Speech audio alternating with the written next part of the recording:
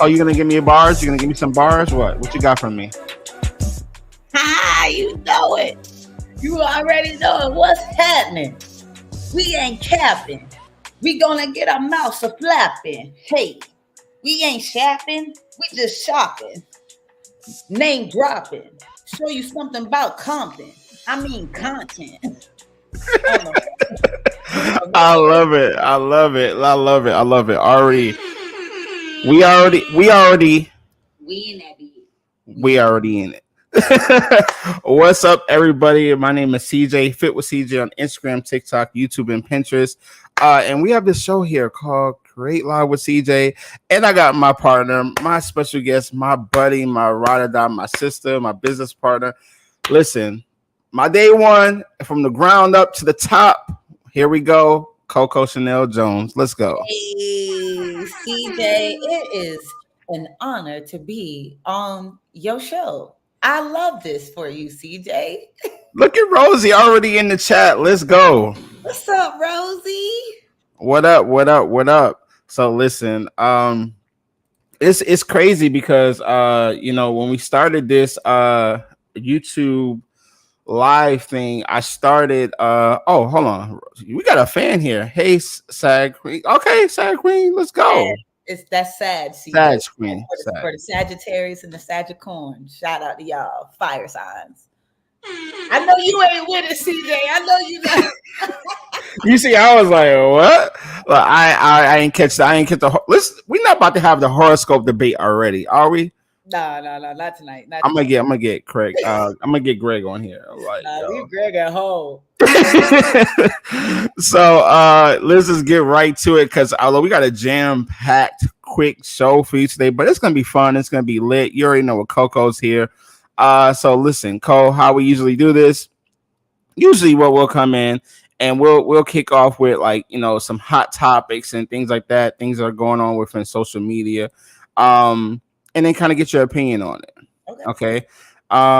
Let's see. Let's get this thing started. We got let me make sure we are live on Instagram.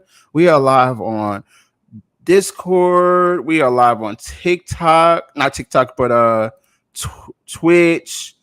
Oh, and on Facebook. How about that? Yeah, we everywhere with it. Yeah. We everywhere with it. Let's go. So okay, let me pull this up real quick. Oh, what? You watching us live? Yeah. We on here. We on that bit. So you can see what's going on. So you can see what's going on Instagram live too. For some reason, my slides are taking a little bit long, but let me go ahead and pull it back up. Boom. Look at this, Cole. Let's just start with this. Let's talk about come on now. You already know how I made that. What you got for come Stop making boring yo, CJ, come. Number one in his class. My content never gonna be boring because I got Canva. That's all I'm saying. No. But we're gonna talk about Canva in a second. But let's get into some hot topics. I know this is what. Listen, Cole. I know. Look, you already giving me your reaction. So let's just break it down for you real quick. So basically, TikTok, as we all know, is fighting to stay alive in the United States. And basically, like right now, we talk about what comes next for TikTok after the approval of, the U.S. sell-off. The president signed it basically into law that now TikTok has 270 days to be sold to a U.S.-based owner. And TikTok has vowed, the CEO and everybody has vowed to say, hey, look, this is unconstitutional. We're going to fight this. We're going to push back. Cole, give us your thoughts. Give us your breakdowns. I know you're an avid TikTok fan, and you on TikTok more than I think anybody else that I know.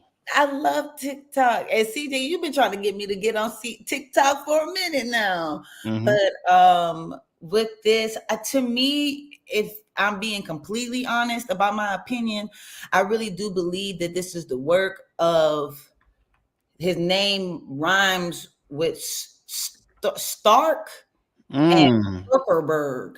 And Stark Zuckerberg. And the reason why I say that is because TikTok has came in as a mighty force for the last 10 years it's been around. Mm-hmm. And not only that, Amazon's guy, I forget, was it Beth Bezos? These rhyme. Oh, I was like, hold on. I was like, bro. I was like, we're not saying the name, but we're saying the rhymes. I'm with you now. I'm with you. Right, that part. He had a really heavy hand in the market when it comes to like online e-commerce and being able to make them sales and all that. When TikTok came around with TikTok Shop, it blew up. And then he started talking about how he wanted to knock TikTok off to the side because it was an issue, it was a problem, it was stepping on Amazon's shoes, which I'm just kind of like, that's a scarcity mindset in my opinion, because we all can eat out here. And then not only that, TikTok is taking revenue and money from Facebook and Instagram platforms, and Instagram and Facebook started copying off what TikTok was doing. Come on now. So you wouldn't have to leave. So now it's in the hands of, I think, Stark Zuckerberg is I think he's putting money in the hands or the pockets of politicians, and this is what comes of it.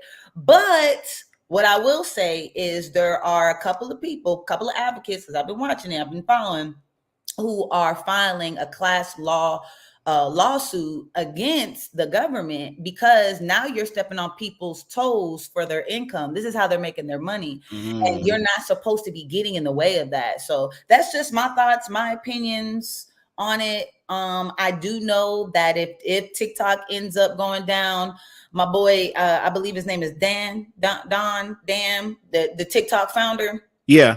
He already think about TikTok notes. Yeah. So we're going to migrate over there. So we talking about TikTok notes. You just talking about that, the new app that, isn't that more like photo based though? Or you think that if TikTok, the way we know it goes down, they would turn TikTok notes into video, you think? I believe that. I believe because what is going to happen is it's going to be like the Instagram feel.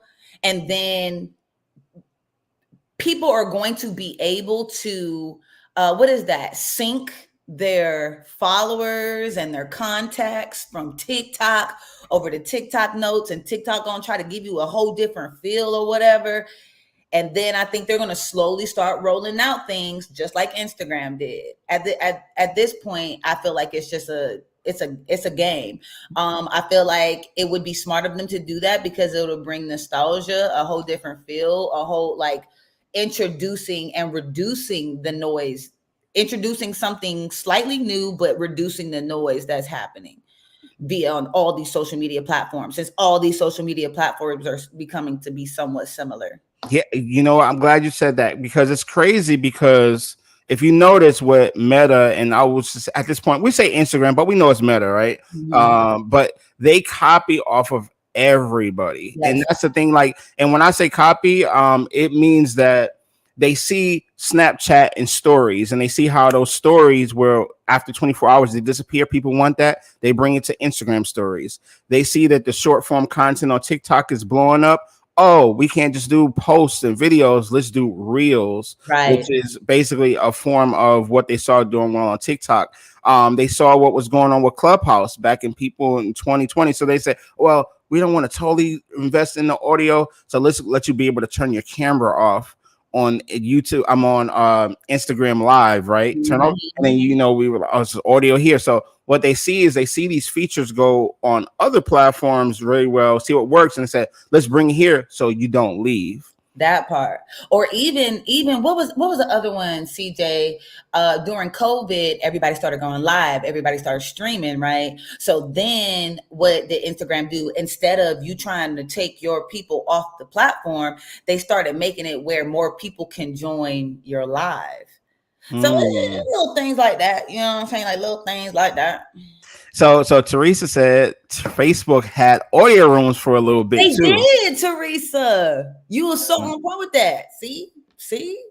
Yeah. So like all they do is they copy, and at the end of the day, we know that's where we know at the end of the day, all these platforms kind of copy. But the main thing is what I'll say on it too is like kind of backing up what you're saying, Cole, is that really this is all about control of information, power, money, all those things. They see all the money that's going to TikTok, how it influences. Now, granted, were there some things with TikTok that probably came out of nowhere and it grew so fast, and that's why we're probably having problems with music being taken down left and right, copyright stuff, with artists feeling like they're getting paid enough, and the power of who's getting the money. But at the end of the day, it's too much money invested in TikTok for it just run on its own without they feel US people controlling it, right? Right. They try to make it seem like, oh, they have our data, they have all the information, it's not safe for our kids. Well, wait a second. Facebook has our information. Thank you. Google has all our information. Thank you. Apple has everything. So it's like, what are y'all talking about? So it's about who has the control. So if it's a foreign country, I get how you can say, well, it's a conflict of interest, but at the end of the day, it's still like you're not looking out for our safety in this case, because this is all about power and money, and y'all can't control it. It is. That's what because it makes no sense. Like these companies here in the US do whatever they want, and there's no the way Apple has even monopolized, and I'll probably get in trouble one day for saying this about Apple. Don't y'all don't screen record this and share it to them if they ever want to sponsor me.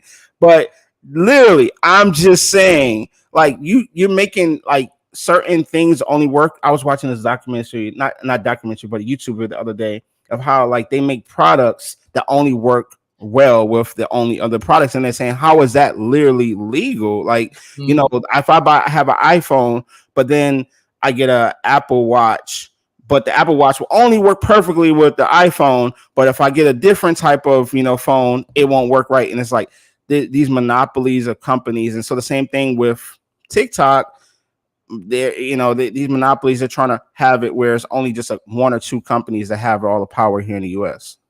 I agree, CJ. I agree. Couldn't say any better. Teresa says they want to control the media and the narrative. I feel we are getting. And I agree with that wholeheartedly, Teresa. I'm not going to get into detail, but there was a particular war that was going on that I was like really interested in, and I was getting a lot of the news and the media about what's actually going on in that particular place from TikTok. And one of the things that we've learned about media is where we receive the source from. Is it primary, secondary, tertiary? And typically primary is directly from the source. It's directly from the horse's mouth. So if we have TikTok and we're seeing the lifestyles of people all over the place, and they're videoing what they see, what's going on right in front of them, there's no denying that that's actually real, that's what we're seeing, because we're seeing it in real time from somebody else's point of view primarily. But they don't want that. They don't want that. We're becoming a very educated gender. That's a whole other topic. We're not gonna go on that. That's a whole nother gender. But go ahead. We're a very educated generation because we're tapped into the know and we have the knowledge, and we're learning things that we didn't learn in grade school because we're learning from all over the place, and we're being able to tap in with other people. But yeah, no gender topics here. No. Hey, so real quick, if you look to before we go to the next thing too, look at the bottom right of that thing where I just posted. It says which companies might looking to buy TikTok. Someone suggested Meta might want to buy TikTok. Now, how would you feel if that happened? I feel like they would be hypocrites. Would I not hop on TikTok no more? Ooh, hold on. Let me bring full screen. Go ahead. Screen is. CJ, at the end of the day, I love me some TikTok. I love the feature. It really don't matter to me who owns it, but don't be on no BS about, oh, they trying to tap into our data. You don't already tap into people's data. You know what I'm saying? Like, don't actually tell us what it really is. And that is what the issue is. We in the know. We in the know about what you're trying to do with the social media platforms. If you want to be like TikTok, just say that. Ooh, come on now. How does it feel? I had to put your full screen for the record. For the record. All right. So here's another thing. By the way, this is a random question. Do you use Threads? Me myself, I did, but I'm more of like I'm a ghost watcher on Threads. Okay, so you don't really post that much. So what if I told you, for some people, you can make some money on Threads? Would that pique your interest? It depends. What kind of money we trying to make? So they're offering up to $5,000 bonuses for influencers to post on Threads. Now, here's the deal. And I might give you all the details on it. When I first say it, you're like, oh yeah, I'm on. But Meta's offering influencers up to $5,000 to post on Threads. Now we know how the whole payments, what was the Reels bonus and all that stuff goes. So I'm gonna give you some breakdown on that. But make money in the profile and get replies to a post on Threads that has more than 10,000 or more views to earn money. That's the criteria, right? Okay. Now, here's the other part of it. Who's going to get it? And of course, it is by invite only program. So it's not something we can apply for, not just yet. Maybe that'll change tomorrow. Maybe it won't, probably won't, but I'm not going to guess. It's just like one of those things where right now it isn't open to the public, but it's letting you know, like, they are really heavily investing in Threads. There's even reports out there right now that Threads has more daily user interactions than what X/Twitter has. Really? Yeah. The most recent Twitter report, if I'm not mistaken, it was like 25 million or something like that. In that 20 million engagement per day, and then Threads was a little bit higher than that, supposedly. So I have, yeah, and I'm like, really more than Twitter, but I'm like, I don't know people on using Threads like that, but maybe I'm wrong. I don't see it. Like, I don't see it.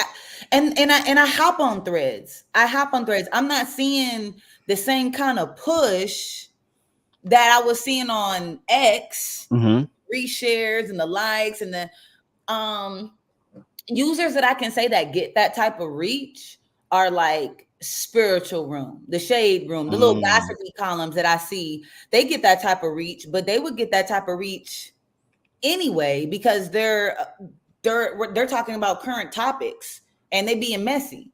But as far as like individuals, like even the people that, I mean, we're in our world of fitness influencers, but the fitness influencers that are like, kind of up there, I'll be looking at their threads and I don't be seeing the type of engagement. No. I think I saw a matter of fact, I saw it on Threads. I saw a meme, CJ, of this guy who was like talking at a podium with an empty room, and it said, "This is what it's like being on Threads, being at a podium talking to an empty room." Or it's like the end of Fresh Prince, where Will is just in the living room in the house. Yeah. I don't know. Maybe. I would say this. The thing that I don't have nothing against Threads, and I'm on it, and it's something I'm even guilty of too. Is that I feel like it's just another app right now for me to dump what I already post from my primary pages. So like, from Instagram or YouTube Shorts, whatever, or if I make it even on TikTok, all I'm going to do is just download it from there and post it on Threads right now. I'm not really spending time on Threads, consuming the content, engaging. I'm like, there's only so many primary apps that I can take, right? There's only so much time in the day. I was like, I literally can't spend an hour on every single app. I just can't. Right. And so you have to make a choice. Like, there's some people that will probably lean into Threads and they might get this $5,000 bonus. If you're spending 2-3 hours a day on it, building that audience engagement, it could work for you. Maybe you don't like Twitter at all and you just want to, somebody's going to work for it. It's just, I don't think it's going to be me, Cole. Not on this one. I don't believe. I got to see the numbers. You thought more than X? Yeah, there wasn't a report on that. I'll pull it up and we can look at it. But yeah, I believe that's what people were saying. I don't believe it. Here's one more quick topic, and that is I was Googling something a little bit earlier. And I was like, well, this is interesting. How can you find out if someone has unfollowed you? And this is one of those questions that I was going to throw at you. Is like, what are your thoughts on this? Because I have a way, there's a way to do it that's not going to be easy for people. That's really technical. But like in general, like when we auditing our pages, or you going through just saying, okay, hey, I haven't seen this person for a while. Are they still following me? Are they not? How do you go about finding who has unfollowed you? If I'm like researching it, it would be more so me clicking on that person's page and then seeing who they follow. And if I don't come up at the top, then more than likely, if your content is not valuable to me, then I'm hitting that unfollow button right along with you. Hold on. I mean, what's gonna happen? If you don't got valuable content, I'm hitting that unfollow button right along with you. Because I'm saying initially the transaction of me following you and following, like it was a supportive thing. Like, I got you, you got me. But if your content is valuable enough for me to just go off the strength of just following you alone, then if you don't want to have a token of supportiveness, then I don't want to have a token of supportiveness. It's that simple. Avery is laughing on Instagram at you. She is laughing at you. But yeah, it's like, oh, so you know what? I'm with you on that. I'm with you. So here's the deal. I'll do the same thing. So I don't know. First of all, there is a way to go out. There's a way to go in there and you can see who has least interacted with you, top 50. But for some reason, on one of my profiles, my main profile fit with CJ, it will not give me that. It doesn't give me that. But on my other profiles I log into, it allows me to see who's the least interactive. So I'm kind of struggling with that. So my follower count is going straight up because I was like, well, who hasn't interacted? And I'll go down the same road. If I haven't seen you for a while, you don't post valuable content, and you don't follow me, oh yeah, it's you done. Like that initial interaction is gone. Now, what I do now is just like, I'll just have to go through my list and just randomly you just pick people. And like, I haven't seen them for a while. What happened? And I feel like I can always unfollow 10 people. I can always go. So I like once a week I was going and I unfollow 10 every week. Damn. I just do. A minimum. And so whoever's watching this and you see that I unfollowed you and you don't follow me, that's okay though. But on a what is that? Unfollow detox. Yeah, I need at least 10 because I don't want to ever hit the threshold of 7,500. Right. 7,500 people. So right now I'm at 54 and I'm like, I don't want to get to 6,000 and then 7,000 and then you can't follow nobody else after you hit 7,500. And so I meet people, I know people would then be like, I'd be like following you back. They're like, I can't follow nobody else back. I said, you don't know 7,500 people? I know you don't. And 7,500 people content that you like? Damn. No. I didn't know that. Yeah, that's the limit. 7,500. I don't think I've met that many people. Exactly. Like, and you ain't 7,500 people you like. No. It ain't. Ain't that many people in the world you gonna like. No. And at some point, maybe even if you did, not at once. Like, I might have liked you. Like, right. And then over time, life happens and you get, and what this like Jabari say, I didn't know that either. Okay, Rosie said unfollow. Yes. Unfollow. And she agrees with that. And yep, 7,500 is the max. So here's the deal. Here's how you can do it. And I don't know if you guys are all techie with it, but basically, me and Cole has talked about this at one of our conferences we did before. Rebel Fitness Conference, where you can download data from the Instagram page. So you can go in your settings, go to security, click download, and you can download the data. It will give you a list of everybody who follows you. It's a list of everybody who follows you. So you do that today. Right? You have a list. Now you do it a week from now or a month from now. Let's say a month from now, you do another download again. You have this thing where you put them in compare, like in Excel or a different app, and you can compare the files and it'll show you the names that are on this one that are not on that one. That's smart. And you'll see those names. And so it's one of those exercises. I'm like, I'm gonna do that one day and just to see what it looks like, and I'll show you guys like how to do it. But like, because it's a compare app. You just have to drop the file in there, drop the file, and if the files are not the same, it's literally just looking for the names, and then boom, it calls it out. And that'll be easy for us instead of having to go looking. Yeah. So if y'all unfollow me between now and when I post that, just know your name is gonna be on this list on live. it's, it's gonna be on this live. I'm pulling it up. First time warning. Mm-hmm. So Rosie said facts. Yeah, unfollow. Avery says that's smart on Instagram. So listen, real quick. I know we're about to wrap up in a few minutes, but one of the last topics I wanted to talk to you about is fitness content, because we are absorbers of that, because we are coaches within this health and wellness game and have been for a while, and at the top of the game, by the way. Shout out to us. In that beat. We in that beat. And so with all that said, I'm gonna guess 70% of what we see is fitness content on social, and we get bored a lot because it's not just about the type of content, because the type of content doesn't bore us. It's more so how it's being presented. Mm-hmm. So what do you think about the way fitness professionals, gym owners, or anyone in our particular industry is just promoting themselves? Do you feel like it's very stagnant? You feel like everybody's just copying off each other? Like, what are your opinions on it? I feel like it's a combination of both. I feel like we've surrounded ourselves around some really creative fitness and influencers, fitness enthusiasts, fitness professionals.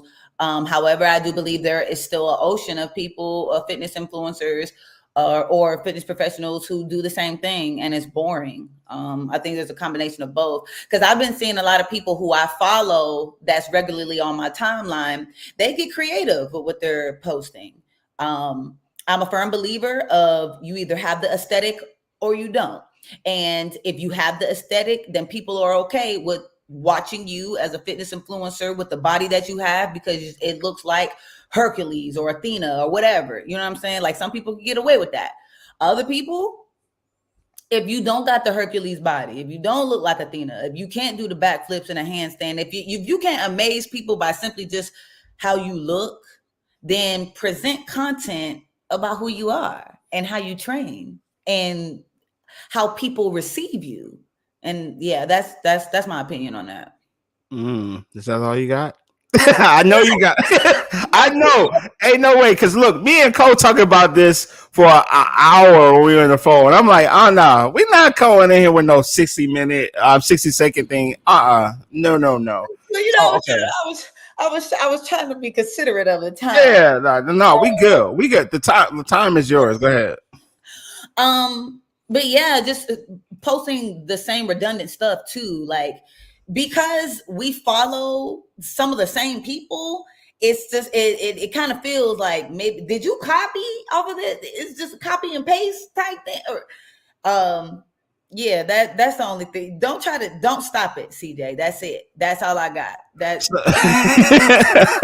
So okay, Rosie says it's getting better. What do you mean, Rosie? You saying that the content you see is getting better? Let us know. You saying it's more creative? Let us know. Let me know in the chat what you mean by that, Rosie. And then Teresa says no backflips or handstands here. So here's the deal. So I feel like there's different categories, and I was kind of like thinking about this before, and I was like, man, I think it's a tough thing, because there are certain people who are, for example, like there's one person I know, I won't name them, but they used to be formerly a wrestler, right? They used to be formerly, not anymore. And he's super talented. He could do backflips. He can do all these things, right, in the ring, but he's no longer in wrestling. So he's always been fit. And so he turned himself into a fitness influencer.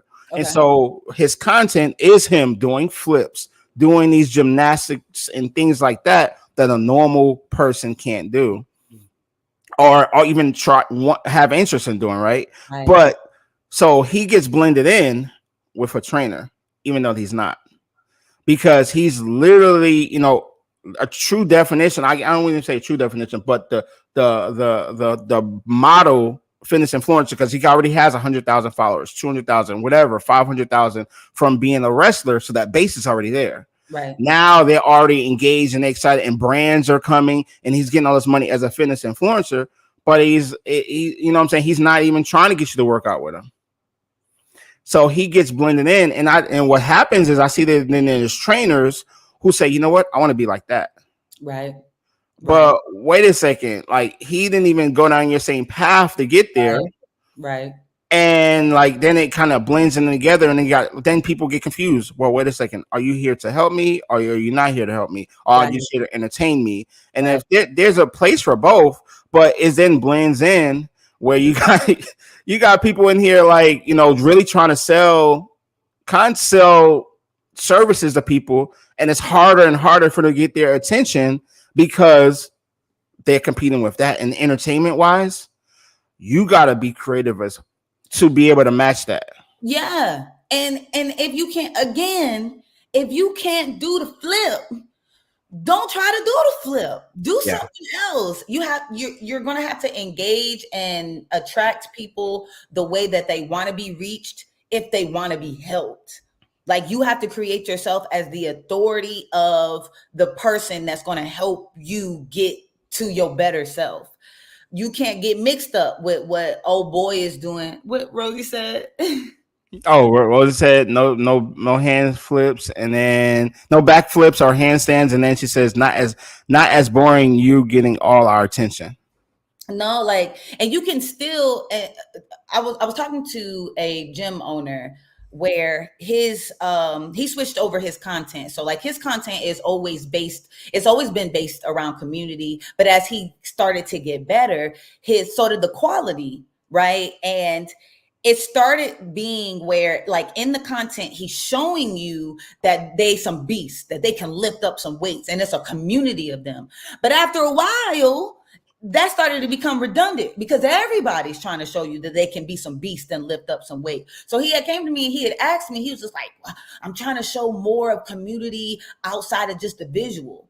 And I was just like, well, you need to catch the audio of what's going on in your gym. Like, what are the conversations being had? What are the relationships like with you and your clients? Like, how can somebody get an inside feel of the type of trainer and the type of community you have being on the outside? How can they get that inside scoop instead of they just going off of, because people can be also intimidated by, oh, I'm not going to be able to lift that weight. Well, stop showing people that y'all lifting weights all day. Start showing people that y'all are actually humans. Like create that human experience via using content. Make sure it's good quality though. But if you don't know how to do flips and you don't look like Hercules, real show people the true impact that you have with the services that you provide by showing people, because people buy people. Listen, come on now. I totally agree. Rosie said exactly, and she said, "What's in it for your viewers? Do you have what I need or want and want?" Come on, Rosie out here. That's Team Heat. That's Team DP all day, Rosie. You already know. You saw for today, right? You wore that green on purpose. So yeah, I'm LA. Jabari said content has to be multidimensional. I totally agree. And lastly, I know we're over with Coco, but listen, I gotta ask you this last question on the way out. I got you because I've been waiting to ask you this one. What you gonna ask? Just the last one. Whew. Hot topic. Let's go. So on this one, I've asked this to a couple of trainers, by the way, and I got their reviews on camera, but I want to ask you because I know you'll have a personal opinion on it, and that is gym owners who are not transparent about the future of the gym with their particular clients. So let's say if there's a trainer and I'm paying them rent and things like that, and you know, they don't necessarily know the gym is not going to be there long, but they don't tell you as a trainer. They let you keep on bringing in clients. They let you keep building your class. They let you keep paying them rent and all that stuff, but they know the gym is going to close, and then they close without even warning. Like, talk to please, this is a plea to not, and I'm speaking specifically to Black gym owners, because we already don't have a huge market share, and there's not a lot of us, and so when one of us fail, it hurts all of us. It does. Agreed. Agreed. And if we're keeping it real, Black owned businesses don't have the same trust instilled in them than, you know, our counterparts.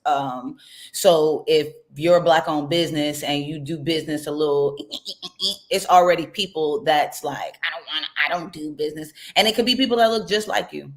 Mm-hmm.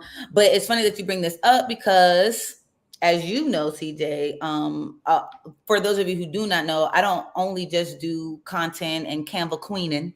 I'm also a fitness instructor. I teach Charged Up, aka Hit the Beat, with my girl Jess. And we actually were working at a gym and we didn't get a heads up about them shutting down. And I think it's BS. I think it's messed up. I really do believe that transparency, honesty, and communication is everything when it comes to people that are putting money in your pocket to make your business thrive. Because ultimately, we're trying to get our business to thrive. But if you're not being responsible with the funds that we give you in order for you to keep this open, because a lot of times, if we're being completely honest, a lot of trainers are paying the bills of the gym. You asking me to pay $300, $400, $500 rent, and I'm only here 2-3 times, maybe 4 times out of the week per month. That means that you need to be doing right with that money. And if you can't make it, it's your responsibility to communicate with me and the people that are coming to patronize your business about the shutdown. Like, it's, at the end of the day, it's about respect. It's about respect politics, and it's about communication, and business is about relationships. And people say you gotta separate the business from the personal to an extent, because typically business is operated by persons. And if you got a messed up mindset, or if you're not all the way together, that's how you're going to run your business. So what I'm asking you, as a law-abiding citizen, as somebody who wants respect, as somebody who wants communication, healthy communication and honesty, treat me the way that you want to be treated and have that conversation with me. It may take a big chunk out of your ego, but at the end of the day, the person on the other end that's either giving money or patronizing your business is going to respect you way more than you just walking away and not having a conversation and turning your back. And then all of a sudden I pull up to a building and ain't no marquee on it. And then and not only that, my participants are standing there looking dumbfounded with me. Looking crazy. And that, Cole, we could talk about this one for a while. And one of the things I'm glad you hit on one thing was ego. And this ego, I am going to mention it now, but that's a whole nother topic for the next time you come. And that is, like, as a business owner, and you chose to be an owner. Now, this is why everyone can't be an entrepreneur. This is why everyone can't be you have to take the onus on you and have to be able to take the good and the bad. And you can't just be, you want to be the face and you're cool with everybody and everything is all great when everything is on the up and up. But when it's down too, it comes here too. And if you're not woman enough or man enough to understand that and take that, and it's the same thing, even when I tell people, it's like, and we're talking about gym owners, but even when it comes to just being an entrepreneur and you're doing anything or content out there, the good and the bad, take it.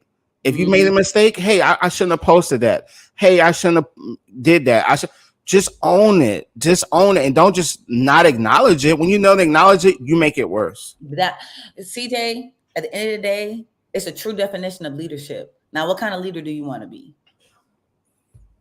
Are you leading people off the cliff, or are you leading people soaring across the skies to the other side to Aruba vacation? Fact. So we going to Aruba vacation. You know that. We going to Aruba. I mean, I just tell people, it's like, you don't know when. First of all, it shows me if they leave you, and we're closing in a second. It's like you actually show when you close and don't tell nobody. You didn't really care about the people. You just use them. You use them. You don't talk to them anymore. You're just like, how would you feel if someone just leaves you out in the they brought their clients there. They put their blood, sweat, and tears and hours in that gym, and then you close it up on them, and they've helped you try to build something off of your own belief. Yeah. And to do that, it's just one of those topics, and it'll never be an ending topic because I know that it's going to keep on happening, but we gotta call it out when we see it. abandonment, abandonment, just like a child would feel abandoned from a parent. It probably wouldn't cut that deep, but abandonment ain't cool in business relationships either. So yeah. Any last questions? We got 1 minute left. If you want to ask Cole a question, throw it in the chat real quick. She'll give you a quick little speed round answer. But Cole, you got anything coming up you want to share before you get up out of here?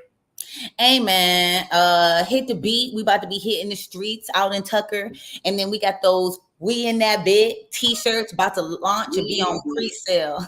And they will be hitting the streets in Miami. So if you go on the Ebony Fit weekend, make sure you prepared to. And we got you know what? Never mind. I ain't gonna. We got special editions. We got a special edition. And we got limited editions. So just be prepared. Be prepared. We got the inside scoop here. Rosie to say for them, it was just about the money. It's too sad. Yeah, it's so true. It was just about the money, and when it wasn't profitable for them anymore, they didn't care about the community. So Cole, tell people where they can follow you on Wild Way Out. All right, y'all can follow me at the Coco Chanel Jones, and that's Jones with a Z, not an S. The S was too soft, and your girl is zesty. And you can call me, follow me, call me. Don't call me. Don't call me. And you can also follow me at Coco Chanel Jones with a Z. So there's Coco Chanel Jones, and then there's the Coco Chanel Jones. And so, Coco, I'm going to close this out, but don't go anywhere. Stay right there because we'll be behind the scenes in a second. For you guys watching live, I appreciate you tuning in. If you haven't already, hit the like button. This is what you got to do on Coco. On YouTube, it's a lot. You got to, hey, can you subscribe? Can you like? Can you comment? It's a lot of stuff I'm asking y'all to do. The main thing I'm asking you to do is subscribe and watch. Right. If y'all want to comment, cool. I'm going to respond to everything. But you subscribe and watch. We're going to keep doing this thing. And we got some special guests coming up. You saw the lineup, Cole. You saw the lineup. I saw the lineup. I'm excited. We cooking. All right, I'm gonna hang up now with you guys on live. Cole, I'll catch you in a second in the background. Thanks for you guys tuning in, and I will see you next time. Peace. By the way, this music is dope. I know.